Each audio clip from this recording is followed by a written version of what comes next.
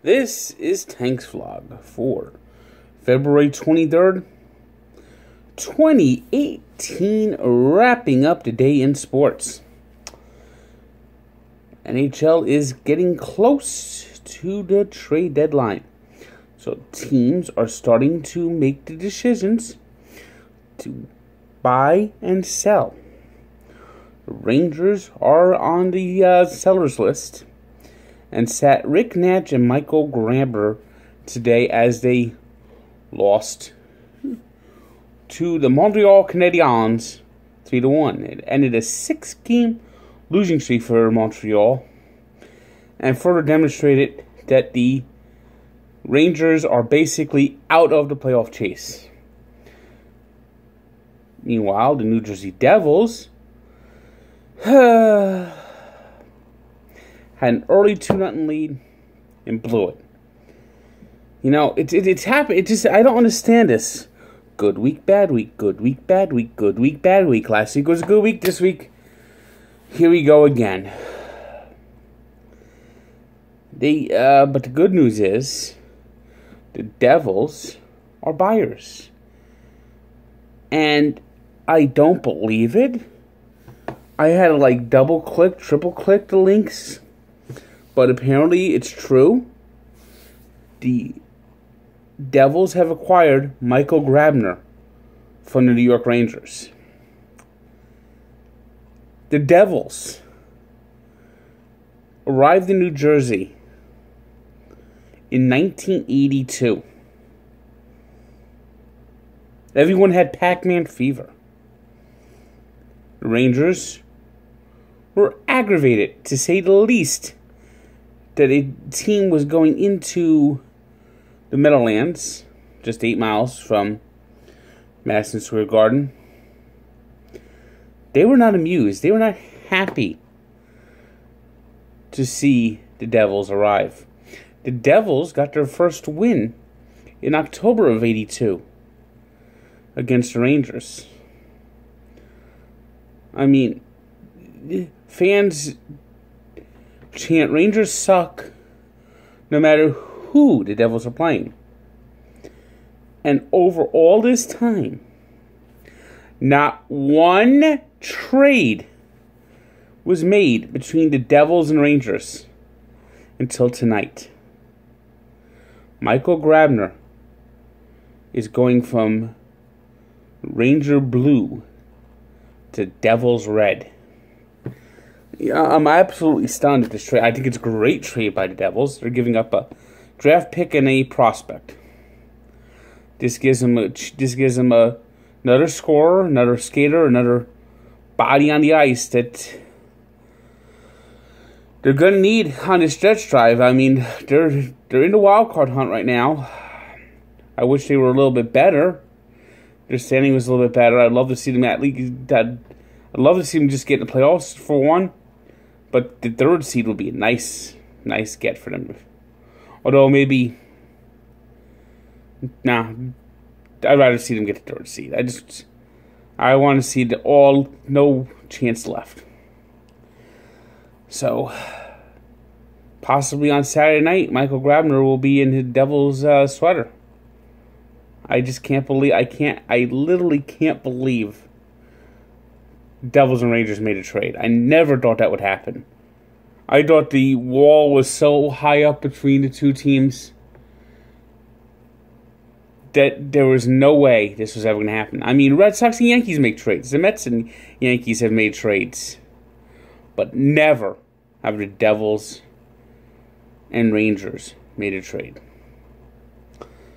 Elsewhere, the Islanders lost in a shootout to the Maple Leafs 4-3. The Flyers continue their red-hot play, beating the Blue Jackets 2-1. The Lightning beat the Senators 4-3. The Sabres edged the Red Wings in overtime 3-2. The Panthers beat the Capitals 3-2. The Predators thumped the Sharks 7-1 as Pekka Rinne earned his 300th career win. The Oilers beat The Avalanche in overtime, 3-2 on a goal by Connor McDavid. The Flames cooked the Coyotes 5-2, and the Stars blanked the Kings. NBA got back in action on Thursday night with a slew of games. We got the Hornets stinging the Nets, 111-96. The Knicks ended their losing streak playing an equally inept Orlando Magic team, 120-113. The Warriors, behind 44 points from Stephen Curry, sunk the Clippers 134-127. The Cavaliers, who went into the All-Star break red hot with the new additions, came out of the All-Star break with a flat tire, losing 110-103 to the Wizards.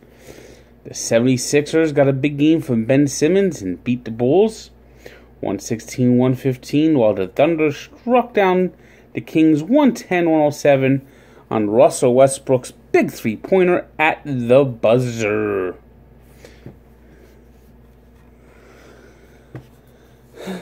So, the Olympics continued, and the women of Team USA celebrated all day today, I assume, while curling was the best result in the last 24 hours.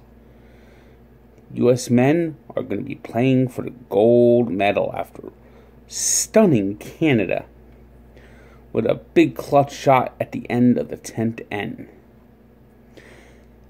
Now, the rest of the day wasn't too positive. There weren't too many events that Americans were in position to win, especially with our big figure skating letdown this year.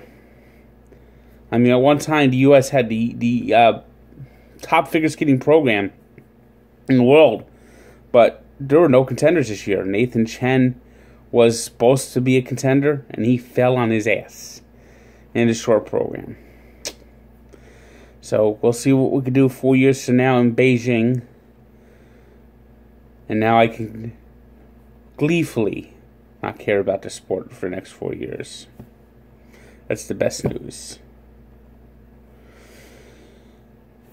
Today's 3 stars are Stephen Curry of the Warriors, Ben Simmons of the 76ers, and Kari Lehtonen, who only stopped 18 shots but got the shutout as the Stars blanked the Kings.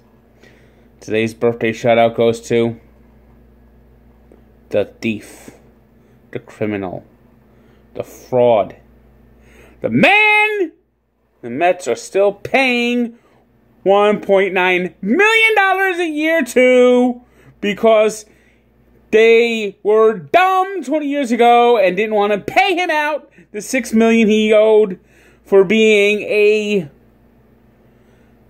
massive distraction cancer in the locker.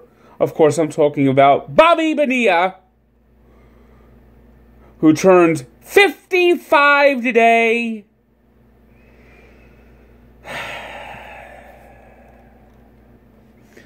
And we take a look back 30 years ago to Matti Nikkanen winning the gold medal. Who cares? Let's watch this guy who finished in last place, Eddie the Eagle. Yay, Eddie, Eddie, Eddie, Eddie. Could you imagine that? You're Matti Nikkanen. You've just completed the gold medal sweep in ski jumping, and everyone loves Eddie the Eagle, the guy who couldn't jump, the guy who was like so bad. The next competitor closest to him, I mean, the guy who finished next to last place, doubled his jumps. But Eddie the Eagle was just such a magnetic personality that you just had to love him, that he was jumping up and down, that he just made the jumps and was in the Olympics. And they actually made a movie about him too. Incredible. So check out the story of Barstool Sports and its Sports Encyclopedia. And today, Friday, we start to see another hint. Baseball season's on the way with the start of some spring training games. Good day.